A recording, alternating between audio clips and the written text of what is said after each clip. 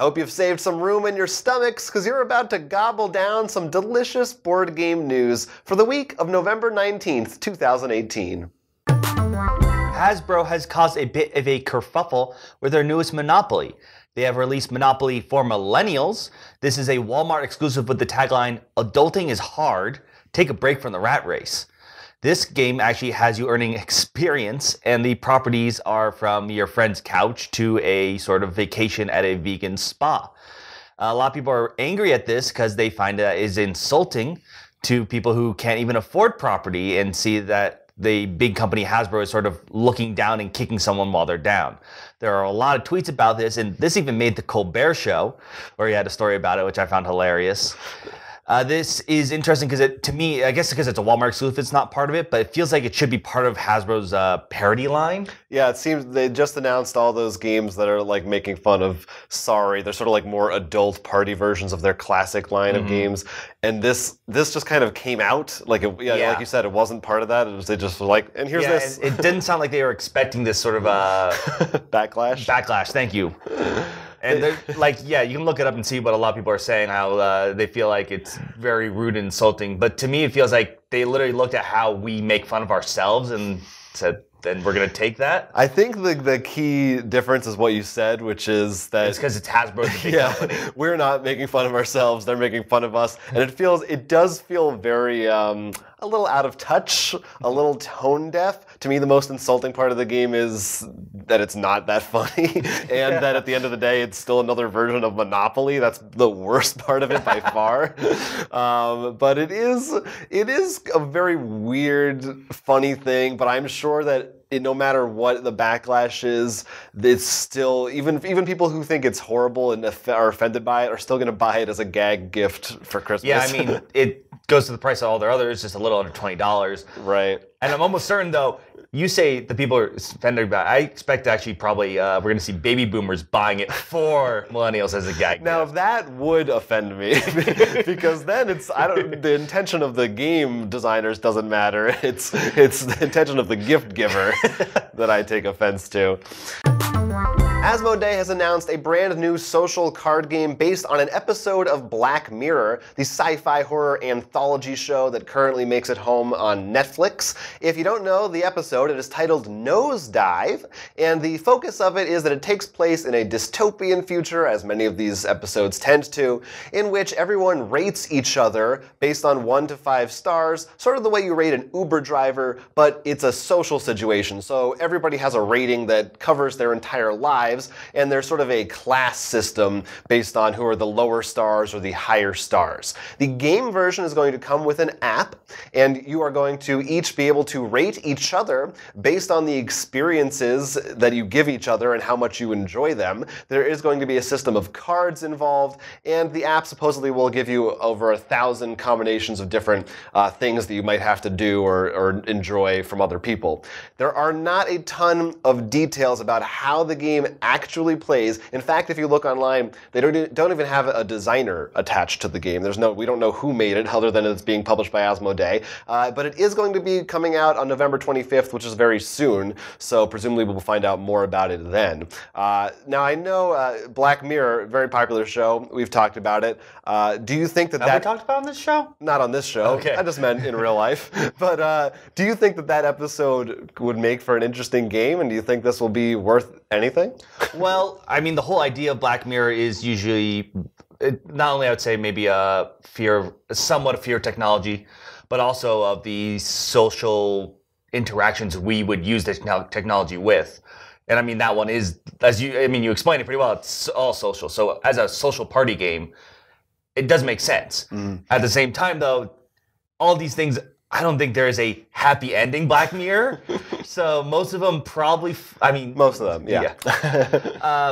would probably fall into friend enders things. So really need to be a bit careful. But I don't know, like, what are these experiences going to be? Because it sounds like it's going to be certainly more on the party game end of things. But am I going to have to actually, like, is it going to say, get up and dance, and everyone else says 3 stars, that wasn't a very good dance? That's what it sounds like, but I don't know. They haven't, and there's not much. There are cards in the box, and there's a little board. I actually really like the graphic design of the board and just the style of the cover. It's very clean. It fits with the aesthetic of the show. So I think it could be cool. And it seems like if you look at the cards, they just say Black Mirror on the back. It seems like they're probably going to have a bunch of these lined up for different episodes. I can't wait for the pig one. That's what I'm waiting for too. What I do hope though is, Black Mirror is popular, and it sounds like you could have some of the party like the dancing, but I do really hope that they don't just make it almost light party, because Black Mirror is very dark. I would hope that some would actually be like, if you drew a card and it's like, say who you voted for last. Or even that one's more realistic. So you want a real friendship ender. I think it has to be. I think this has to be or even what's your opinion on something that makes it so people vote for something a bit more darker, realistic.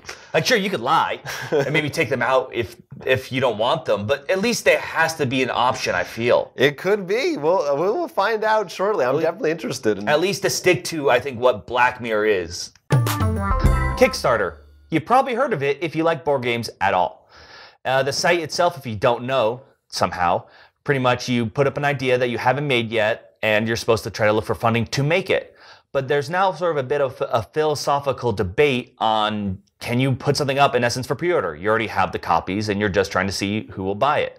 In an article by Stonemaier Games, the game Claustrophobia 1643 actually had all their games made. I believe it was 10,000 copies.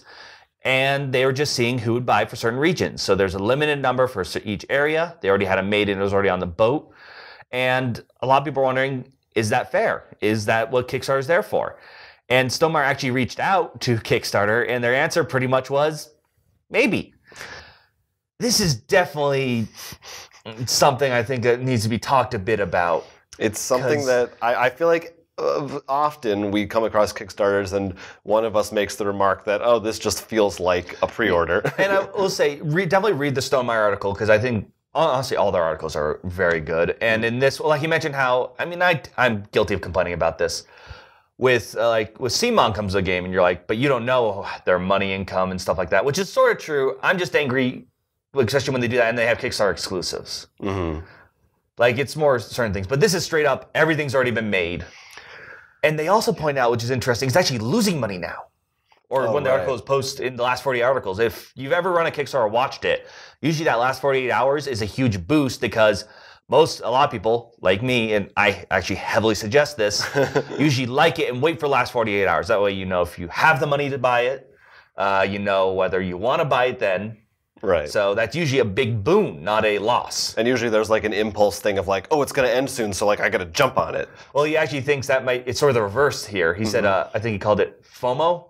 Fear of missing out. Yeah. So a lot of people backed it early on, and now they're leaving it. Even though this supposedly, the whole game's Kickstarter exclusive. Once these copies are out, they're done. Right. Yeah, it's weird. I don't know how, because part of me feels like, you know what, Kickstarter, if you put a thing up, if people want to pay for it, I don't care whether you've made it or not. But there is a part of that does take away, where if that starts becoming the norm, then a lot of the real indie companies who can't make it yet maybe get pushed to the side. And then that is kind of a bummer. It already is, I feel like that. It's definitely, there definitely are lots of successes. Not just because of that, I think also because the board game market in itself is sort of, we're going to hit a plateau at some point, if not already. Mm-hmm. We've talked about this already with certain games, I already have this many in that same category. In particular, especially when it comes to Lovecraft, zombies. We love making jokes about those. Yeah. So when you see the bigger companies, that if they just make this in essence, it's pre-order GameStop, but Kickstarter, it just feels like all the weird, maybe new interesting stuff will never be seen. It almost, I feel like the solution is Kickstarter should just have a category that's things that are made and that's more of a pre-order subset of the site versus the not made yet. Do you think that would kind of solve it? I don't know how they decided you make it in there. I don't know when you're big enough would be the question. Mm. You would just literally be like, look, we have them. Or something. And I think part of the other problem too is there's really not much competition.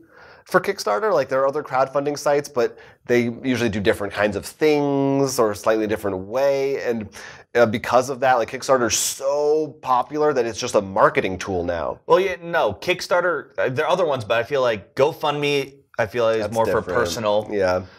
This is definitely the more capitalist, I guess, for lack of a better word right now. Yeah, consumer products. I feel like Indiegogo sometimes, but it's just doesn't have the traction usually, it seems. But so yeah, I don't know. I think they at some point the worst thing is though that Kickstarter seems very gray, and they should either come out and just say in their rules, like, take a stance, either allow it or you don't, and then actually come down on it, where right now it seems like they're just saying, we made some money off it, whatever, we'll look the other way. Yeah, I think in the end, our problem also comes just the fact as, if you look at the article, the end result is just, is this allowed? Maybe. Yeah. New board game releases you can go out there and spend your dollars on for maybe Black Friday shopping, I don't know. Of course, Keyforge is the big one. Starter sets and individual decks may or may not be out there in the wild if you can get your hands on one, the brand new trading card game from Fantasy Flight. Then there is Chronicles of Crime, which was a Kickstarter release that involves using your VR goggles and your cell phone to solve mysteries. There's a brand new version of Neuroshima Hex called Monolith Arena from Portal Games that takes sort of the same game with a different kind of spin on it, slightly different theme, different artwork, if you like that kind of thing. And then there's a brand new expansion for Dominion, Dominion Renaissance. If you don't have enough Dominion expansions, there is another one. Magic the Gathering is also trying to release some products for the holiday season. We have Magic the Gathering Game Night Set, as well as Magic the Gathering Gift Pack. These two sets, one comes with 5 decks, the other one with a bunch of unique promos, sort of designed to try to maybe convince other people to play. They both sound really cool, and the unique promos, especially in the Game Night Set, I think they're unique to that. They're not in anything else, and they should. You always say should because you never know with Magic Gathering products. Be available at your like Target and Walmarts too.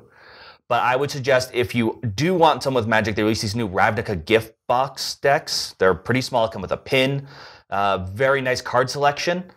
Definitely work perfect for you because Ravnica is apparently everyone's favorite world. And it has cool coloring combos, which teaches people to sort of do mixed colors. Definitely, if you don't have 5 people to play like the game night set with. Maybe good for a holiday buy? Give somebody a Hanukkah gift? Or a Thanksgiving present? As we all know, the celebratory turkey gift. Keyforge, we haven't had a chance to dive into it, but that's all the hotness right now. I did download the app, though. And you can look through like all the decks and find the different names that people have submitted of their decks, and find the decks you wish you had. Yeah, to find the really good decks that are offensive to everybody. I do, before we go, feel like we should just give a tip of our hat to one more thing, which is that Stan Lee died this week at 95 years old. Not directly related to board games, but I feel like in the sphere of nerddom that we exist in, worth mentioning, what an influence he was on everything in comic book and nerd culture. I wouldn't even say, obviously in the sphere of nerddom, just for you. Spider-Man is like one of your things that define Jonathan. He's in the top 3, I feel. Huge on Spider-Man. Of course, Legendary, one of our favorite games too. Marvel Legendary. It is a big deal. It's sad, but it's also not that sad because he lived a good long life. So, and he has a long legacy. Whether it's even though there's a little. It's interesting to read, and I hope that it sounds terrible to say, but in his passing, I would love for there to be like a really in-depth, good biopic or documentaries now that explore kind of the creative history, because I know there's also behind-the-scenes rights issues and arguing about who made what, and I find it all interesting. But at the end of the day, certainly he had a huge impact on everything. So, hey, let us know how Stan Lee affected you, if you love those Marvel board games, or if you're out there too busy worrying about Keyforge, trying to snap up those decks out there, or if you're going to play Monopoly for Millennials. Leave a comment right down below, and we will, in fact, read it. That's what we do. Until then, you can look for us in other places as Instagram and Facebook, and underneath the famous holiday turkey. But until then, I'm Will. I'm Jonathan. And this has been Roll for Crit News. Hey, if you liked this video, then like this video and subscribe to our channel for more board game content. Would you kindly do it now?